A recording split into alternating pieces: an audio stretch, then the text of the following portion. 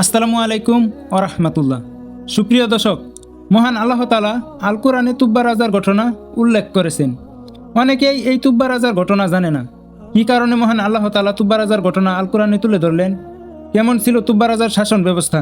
কী কারণে তুব্বা রাজা মদিনা শহরে এসেছিল এবং কী কারণে মক্কা শরীফে গিয়েছিল, এই সব কিছু জানাবো আজকের এই ভিডিওতে। আপনি যদি তুব্বা রাজার ঘটনা জেনে না থাকেন তাহলে এই ভিডিওটি আপনার জন্য।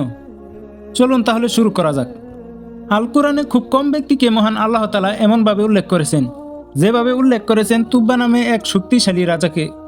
তিনি এমন এক ব্যক্তি ছিলেন যাকে নিয়ে বহু জাতি ধ্বংস হয়েছে, কিন্তু স্বয়ং তিনি ধ্বংস হয়নি, কারণ তিনি মহান আল্লাহকে মানতেন। তিনি ছিলেন আরবের বাইরে ইয়ামেনের এক বিশাল সম্রাট। তার গল্প রহস্যময়, শক্তিশালী, ইতিহাসবিদ এবং গভীর শিক্ষাপূর্ণ। সুপ্রিয় দর্শক, তুব্বা কোনো ব্যক্তির নাম নয়। এই শব্দটি ছিল ইয়েমেনের হিমিয়ার রাজাদের উপাধি। একটু বুঝিয়ে বলি। যেমন মনে করেন, রোমের রাজাদেরকে কাইসার, ফার্সে কিসরা আর মিশরের রাজাদেরকে ফেরাউন ডাকা হতো, তেমনি ইয়েমেনের রাজাদেরকে তুব্বা বলে ডাকা হতো। যার কথা কোরআনে এসেছে তার নাম ছিল আসাদ আবু কবির আল হিমিয়ারি।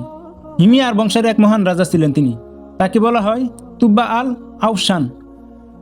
ইতিহাস ঘেঁটে পাওয়া যায় তার শাসন ছিল দক্ষিণ আরব, ইয়েমেন, হাদারামাউত, ওমান, হিজাজ অঞ্চলের বিশেষ কিছু অংশ। এমনকি কিছু কিছু ইতিহাস বলে তিনি ইরাক ও শামের কিছু জায়গাও দখল করেছিলেন। তিনি সে সময় সবচেয়ে সংগঠিত ও শক্তিশালী আরব রাজাদের মধ্যে অন্যতম ছিলেন।